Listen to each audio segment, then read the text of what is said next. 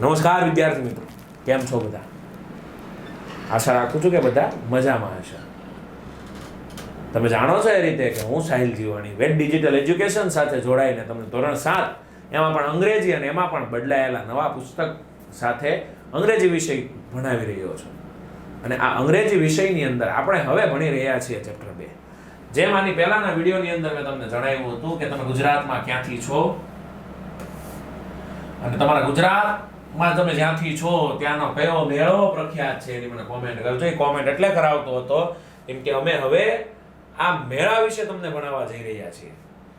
તમારી પોતાની YouTube channel Vet Digital Education સાથે આવો, તમારી પોતાની સરસ મજાની આ જર્ની યાત્રાને શરૂ કરીએ. જો બધાય આવી ગયા છો, સરસ રીતે અવાજ આવે છે, બધું સમજાય છે તો લાઈક અને કોમેન્ટમાં ઓકે લખી દેજો. ચાલુ કરીએ છીએ આજની સફર. Gujarat is famous for its colourful fairs. Gujarat famous એટલે પ્રખ્યાત.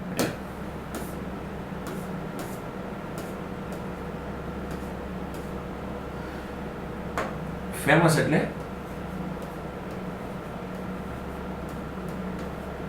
પ્રખ્યાત. ફોર ઇટ્સ કલરફુલ ફેર્સ એટલે કે રંગબેરંગી મેળાઓ. Fairs are for worship. Worship એટલે પૂજા. કલ્ચર એટલે સંસ્કૃતિ.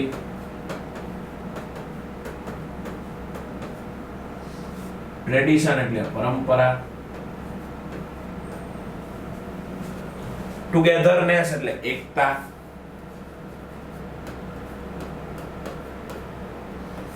ટ્રેડ એન્ડ ફન એટલે કે મનોરંજન અને વેપાર.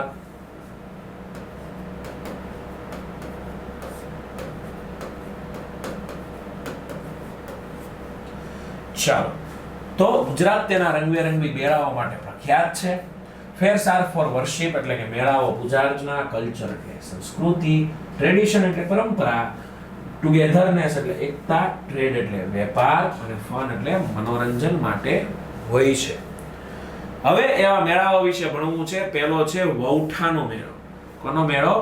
વૌઠાનો મેળો.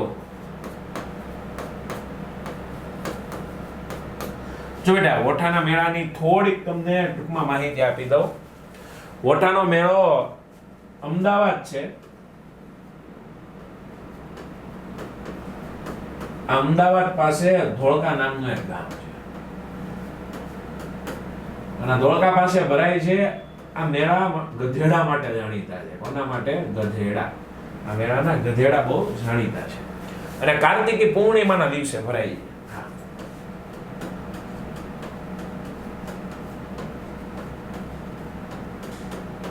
ખાસ એટલું યાદ રાખીએ ખાલી, Kartiki Purnima. Vautha fair is held near Dholka in Ahmedabad. મેં તમને કીધું એવી રીતે કે અમદાવાદનો ધોળકા પાસે ભરાય છે. It falls on Kartiki Purnima. કાર્તિક પૂર્ણિમાના દિવસે આ તૈયાર થાય છે. Traders, farmers and families come here. Traders એટલે વેપારીઓ, ફાર્મર્સ એટલે ખેડૂતો, ફેમિલી એટલે પરિવાર અહીંયા આવે છે. People bring camels and donkeys to sell. ગધેડા અને સાથે ઊંટ પણ લઈને આવે છે. Visitors see puppet shows. puppet એટલે કઠપુતળીનો ખેલ. તમે પહેલા બહુ આવતું આવું આમ બોલે અને પછી કઠપુતળી આમ રમાડે, નીચે પેલું નાની નાની ઢીંગલીઓ ડાન્સ કરતી હોય અને બાજુમાં ઢોલના તાલે નચાવતા હોય. બહુ મસ્ત આવે, બહુ મજા આવે પપેટ શો તો. Enjoy local music. ત્યાંનું લોકલ જે મ્યુઝિક હોય એ લોકો સમજતા હોય છે, મજા આવતી હોય આમ બધામાં.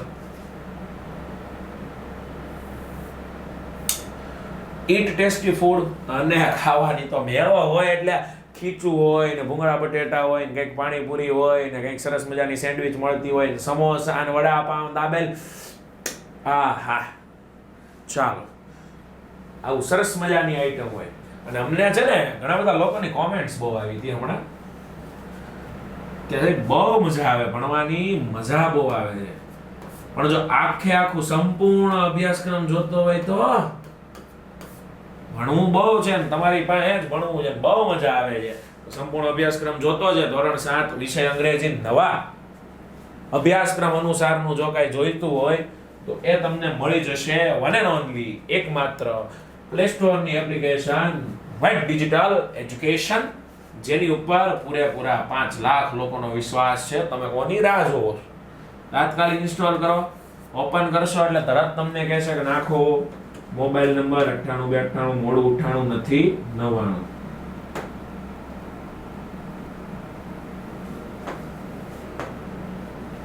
નાખો અહીંયા મોબાઈલ નંબર કરશો એટલે સીધો સેન્ડ ઓટીપી, અને જેવો ઓટીપી આવે ને નાખો ને એટલે સીધા લાવે અહીંયા.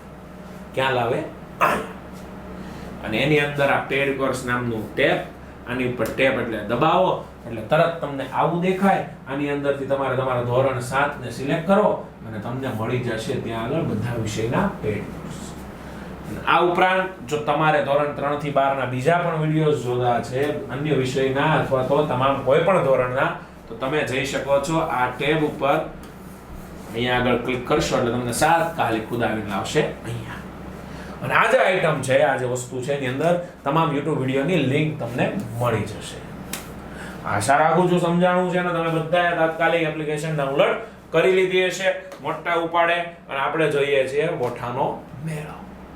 કે ઓઠાના મેળાની અંદર શું શું ટેસ્ટી આઈટમ હે.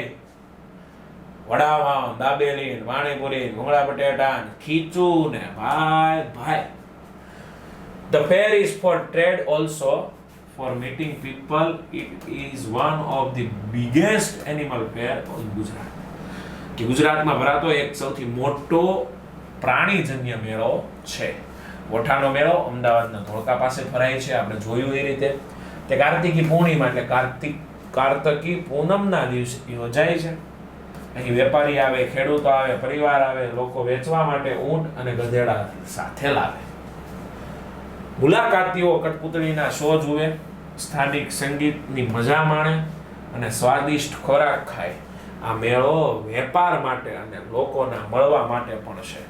કીધું ને આ શેના માટે? Fair for trade and also meeting people, લોકોના મેળાવડા માટે છે. અને તે ગુજરાતનો સૌથી મોટો પશુ મેળાઓમાંનો એક છે. અહીંયા પશુ લાવે, ગધેડા આવે, ઊંટ આવે છે. વિદ્યાર્થી મિત્રો, મજા તો બહુ આવે જ છે, કેમ કે હમ હે ફિર ક્યાં ગમ હે. ચાલો આગળ જોઈએ. અરે ભવનાથ, જુનાગઢ તાત્કાલિક યાદ આવે, બીજું તો બધું એ ખોટું. એમાં ભવનાથ દેખાડ્યો બેટા, ભવનાથનો મેળો. આ છે ને જુનાગઢ આવે, રોખડ બાવા. આ ક્યાં આવે છે? જુનાગઢ. અને આ જુનાગઢની અંદર ક્યાં? તો કે જુનાગઢની પાસે ગરવો ગિરનાર છે, આપણા ગુજરાતની ધરોહર ગિરનાર. એની પાસે આવેલી તળેટીમાં ભવનાથનો મેળો ક્યાં ભરાય છે? તો કે મહાશિવરાત્રીના આગલા દિવસે. મહાશિવરાત્રી ની આગલી રાત્રે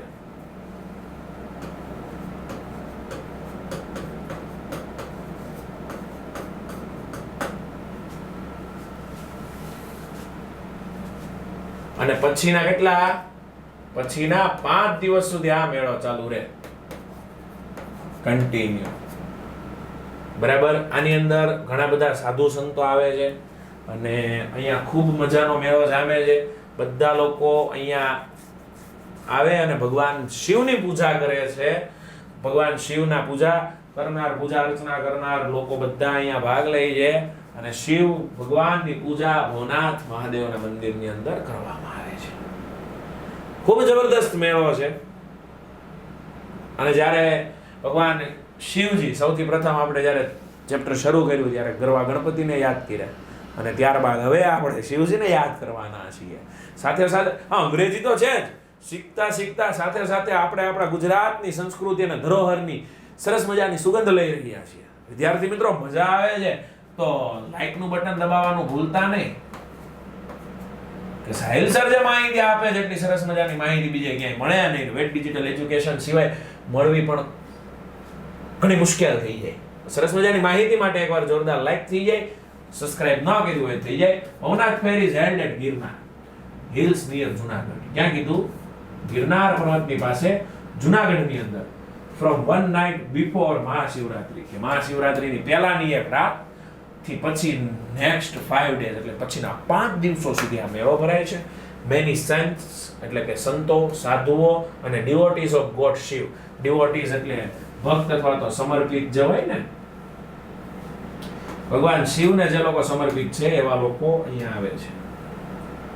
આને આપણે ભક્ત કહીએ ને, ભગવાન શિવના ભક્ત આવે છે. Come here people take a holy bath and pray in a temple. Holy bath એટલે સ્નાન કરવું.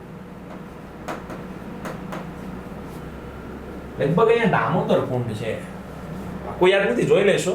દામોદર કુંડમાં નાય અને પછી પ્રાર્થના કરે છે મંદિરમાં. there are shops with sweets. ત્યાં આગળ ઘણી બધી દુકાનો છે. સ્વીટ્સ એટલે કે મીઠાઈ. મીઠાઈનું નામ આવે ને મને ઘણી વાર પૂછવાનું મન થાય કે તમને સૌથી વધારે ભાવતી મીઠાઈ કઈ? મારી વાત કરું તો મને છે ને આ ભાવે.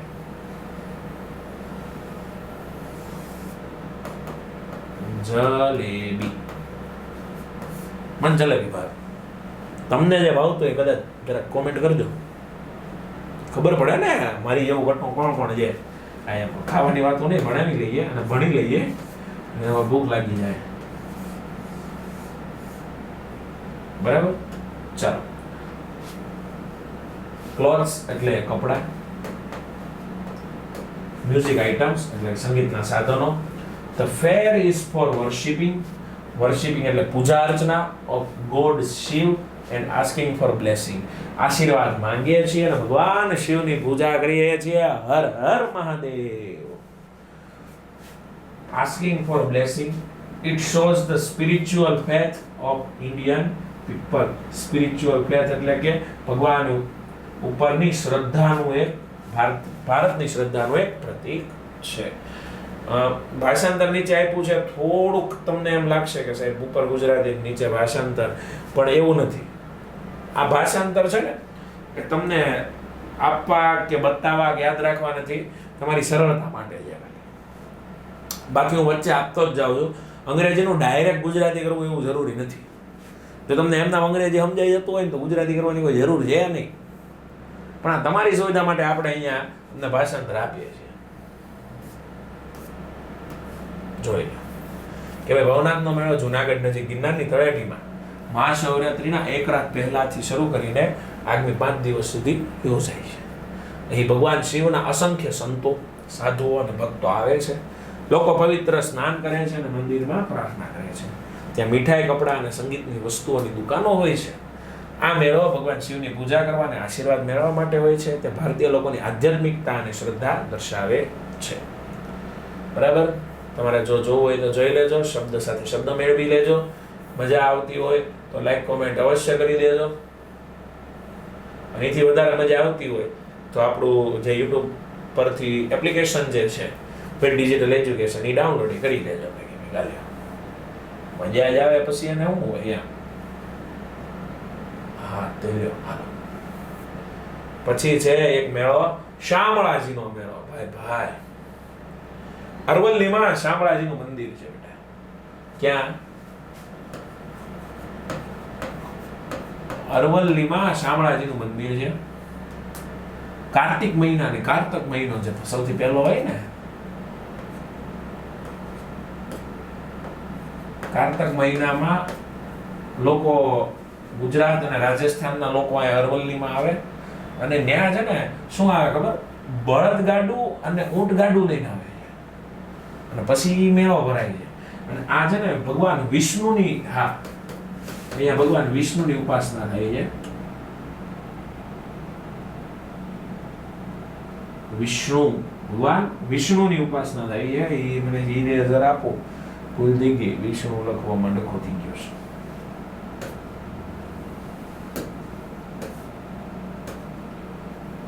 હું એમ કહેતો હતો ભગવાન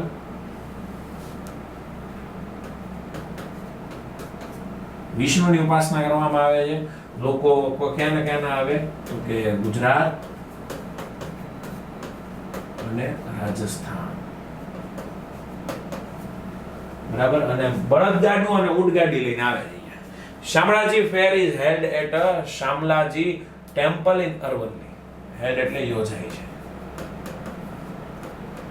શામળાજીનો મેળો શામળાજી મંદિર અરવલ્લીમાં યોજાય છે. It's fall in Kartik month. કાર્તક મહિનાની અંદર યોજાય છે. People come from Gujarat and Rajasthan. People use to travel. Okay, Rajasthan અને ગુજરાતથી લોકો આવે છે. Use to travel by bullock cart and camels. Bullock cart એટલે બળદગાડું.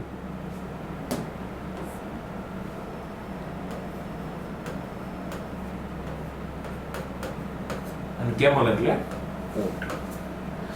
They pray to God Vishnu. ભગવાન વિષ્ણુની પ્રાર્થના કરે છે in the temple. They also buy jewelry, cloth and craft. Jewelry એટલે ઘરેણાં, clothes એટલે કપડા and craft એટલે અલગ અલગ વસ્તુઓ. The fair shows devotion, trade and animal travel. શું દર્શાવે છે? devotion એટલે ભક્તિ, ટ્રેડ એટલે વેપાર અને એનિમલ ટ્રાવેલ એટલે કે પશુઓથી ટ્રાવેલ એટલે મુસાફરી. It connects the culture of Gujarat and Rajasthan. Gujarat અને રાજસ્થાનનું કલ્ચર એટલે કે જે સંસ્કૃતિ જે છે, કનેક્ટ એટલે એનું જોડાણ છે. શામળાજીનો મેળો અરવલ્લીમાં આવેલા શામળાજી મંદિરમાં યોજાય છે. તે કાર્તિક એટલે કે કાર્તક મહિનામાં આવે છે. એ ગુજરાત અને રાજસ્થાનથી લોકો આવે છે. પહેલાના સમયમાં બળદગાડા અને ઊંટ દ્વારા મુસાફરી કરીને આવતા હતા. તેઓ મંદિરમાં ભગવાન વિષ્ણુની પૂજા અને અર્ચના કરે છે. તેઓ ઘરેણા, કપડા અને હસ્તકલાની વસ્તુઓ લે છે.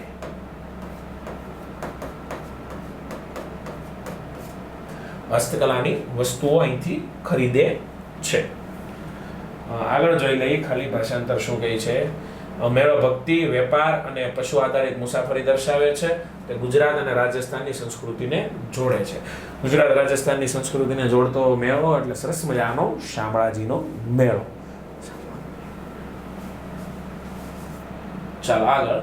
માધવપુર એક સરસ મજાનું ગીત છે ને.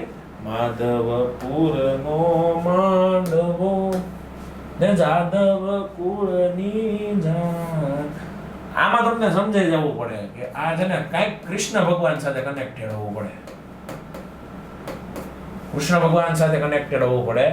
અને કૃષ્ણ ભગવાન તમને આમ અંદાજિત કહું ને, મને એવું લાગે છે કે આ રૂક્ષ્મણી વિવાહને આધારિત મેળો છે. કૃષ્ણ વેડ્સ રૂક્ષ્મણીજી.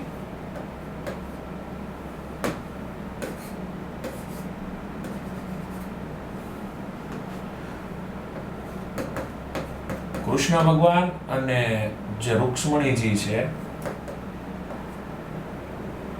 હા રૂક્ષ્મણી, આ બંનેના લગ્ન પ્રસંગને આધારિત આખો મેળો છે. બરાબર. ક્યાં ભરાય છે? તો કે માધવપુર. ક્યાં એવું? તો કે પોરબંદર. બરાબર. એટલે જ ગીત છે ને કે આ માધવપુરનો માંડવો આ જાદવ કુળની જાન. ચાલો. Madhavpur fair is held in Madhavpur village near Porbandar. કે માધવપુર ગામ જે પોરબંદર પાસે આવેલું છે ત્યાં છે. It starts from ચૈત્ર શુક્લ પક્ષ નવમી for 5 days. એટલે ગુજરાતીમાં એવું કહેવાય કે ચૈત્ર સુદ નોમ થી શરૂ થાય અને 5 દિવસ માટે ચાલે.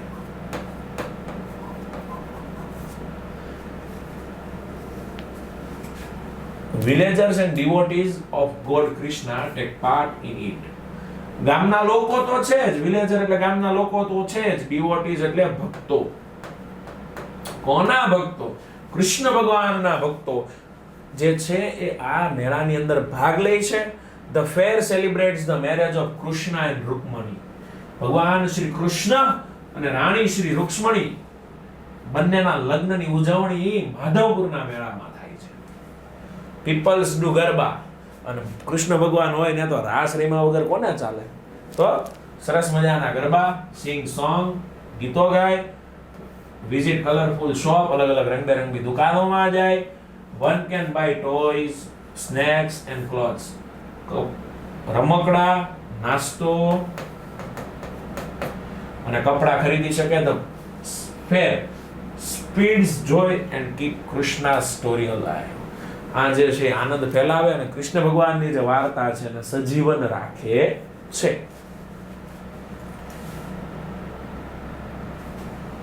માધવપુરનો જે મેળો છે એ પણ બંદર નજીક માધવપુર ગામમાં યોજાય. ચૈત્ર સુદ 9 થી શરૂ થઈ 5 દિવસ સુધી ચાલે. ગ્રામજનો, કૃષ્ણ ભગવાનના ભક્તો તેમાં ભાગ લે. આ મેળામાં ભગવાન કૃષ્ણ અને રૂકમણી ના સુંદર વિવાહનો ઉત્સવ તરીકે ઉજવાય છે.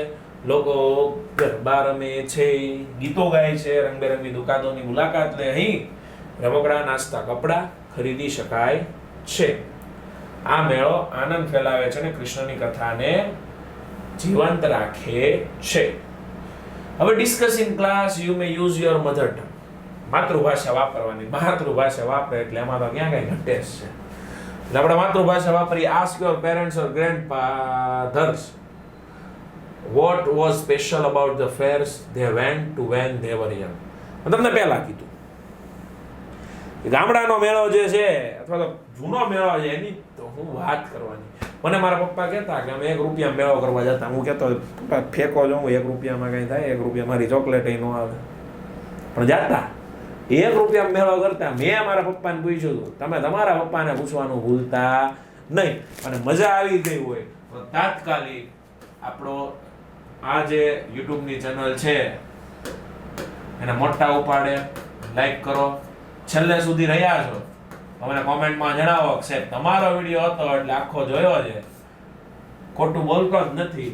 અને સબસ્ક્રાઇબ કરવાનું ભૂલતા નહીં. બરાબર? અને હવે આગળની પ્રેક્ટિસ આપણે નેક્સ્ટ લેક્ચરમાં કરશું. ત્યાં સુધી તમારું, તમારા પરિવારનું બધાયનું ધ્યાન રાખો.